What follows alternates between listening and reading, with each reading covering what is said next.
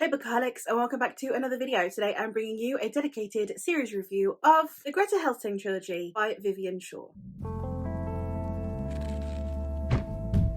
The Greta Helsing series is a contemporary paranormal fantasy series that features Greta Helsing, who is a doctor to the undead, to all of the paranormal creatures you can think of. We have werewolves, banshees, we have ghouls, we have vampires, we have mummies. Any kind of paranormal creature that you can think of, she is their doctor, and she is there to heal their ailments. This series consists of strange practice, dreadful company, and grave importance. This is a paranormal series with comedic undertones, and it is centering around our doctor, Greta Helsing, who at the beginning of this story actually is having some issues with some of her patients where they are acquiring illnesses that she has not seen before. And she also comes into conflict with this brotherhood who is trying to eradicate all supernatural beings. It is a series that throughout the series they are individual stories that follow on from each other only because they are consecutive events. So obviously if you read the second one then you will spoil things for the first one, but technically plot-wise, they are self-contained, so they are more like companion novels. They do have romantic undertones as well as murder mystery undertones, and despite the covers where they do look sort of like they are going to be more historical leaning, they are actually contemporary, so they are set in modern day London. I do confess that the modern setting did actually throw me, hence why I am pointing it out so much to all of you, because I found it to be quite jarring given the covers. If you look, they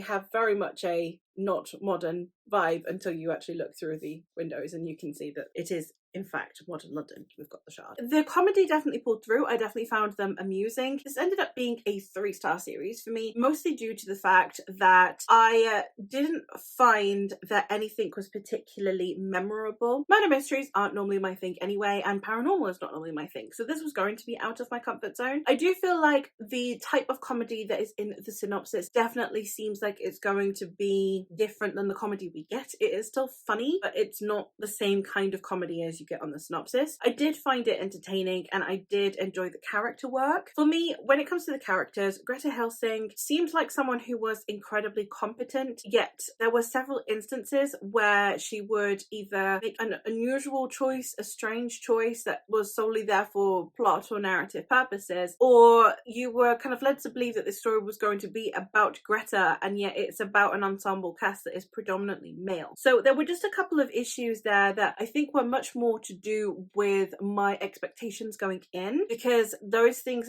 didn't bother me so much in the sequels as they did in the first one, so clearly it was an expectations thing. I would recommend this series if you're looking for a fun paranormal time. At the end of the day, paranormal is not my genre, so I have no idea what I'm talking about. So for someone who is wanting to dip their toes into paranormal like me, there is nothing wrong with the series. It's an engaging one. It's also a trilogy, which most paranormal series that I have seen are incredibly long. Among the shorter ones is probably the Dresden Files, which is what, 12 books at this point? So paranormal tends to be a genre that has a lot of installments. Therefore, this one was a nice, refreshing just trilogy. We do visit different places in different books. The second book, I think it is the one that's set in France, in Paris. We do also have encounters with other paranormal doctors, and we also have doctor conventions, etc. The medical side of it is actually quite entertaining because it is someone who is going through it in a medical way, you know, where someone's organs are or what would or wouldn't work on different creatures based on their anatomy,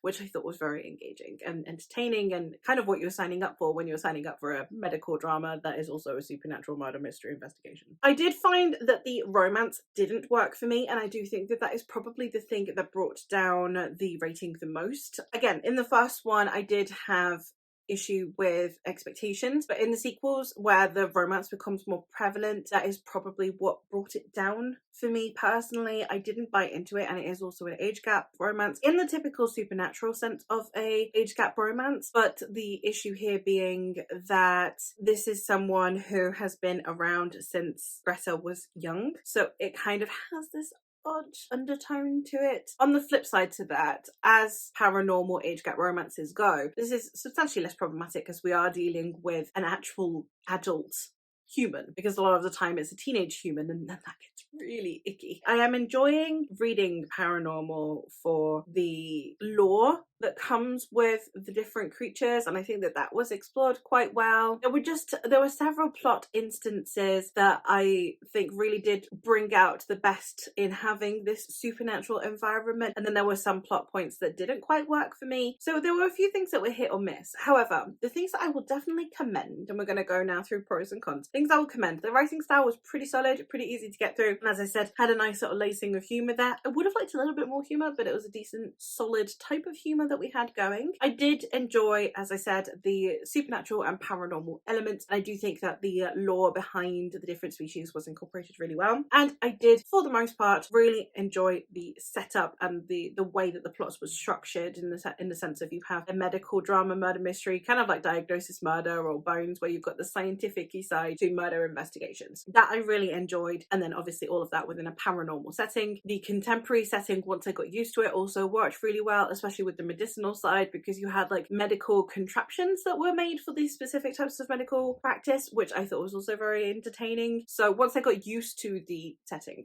that was also an engaging part to the narrative. Some of the things that I did struggle with, as I said, is the romance really didn't work for me. I was not a big fan, and as it became more prevalent in the sequels, it weighed down the bits that I was interested in of the series. And I did also, as I said, struggle with managing expectations in the first book. It took most of the first book for me to get readjusted to what this series actually is. And then, of course, the final thing that I will mention is that this is not my genre, so that's not the book's fault. So most of the issues I had with it was to do with me, my expectations, my lack of knowledge of the genre, and it not being one that I normally reach for. So I am probably the worst person to be reviewing this. However, if you are looking for just a really fun, like I said, Diagnosis Murder style murder mystery, but with supernatural paranormal elements, then this is actually a really fun time. And I think if you go in managing those expectations and it not being much more in depth than that, then it is just a surface level really fun time, and I think you are in for a treat. Because as I said, with the sequels, the only thing that brought down the rating to a 3.5 instead of a 4 was that I wasn't vibing with the romance. So if you are normally a romance fan and you don't normally mind age gap romances, then I actually think you will have a really, really good time with this. So as much as it wasn't a series that was necessarily for me, it's still one that I would highly recommend. It's not one that I am going to deter you away from. It's not one that I am going to have any particular issue with. It is just one that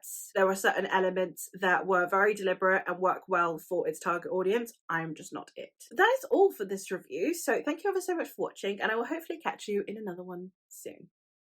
Bye!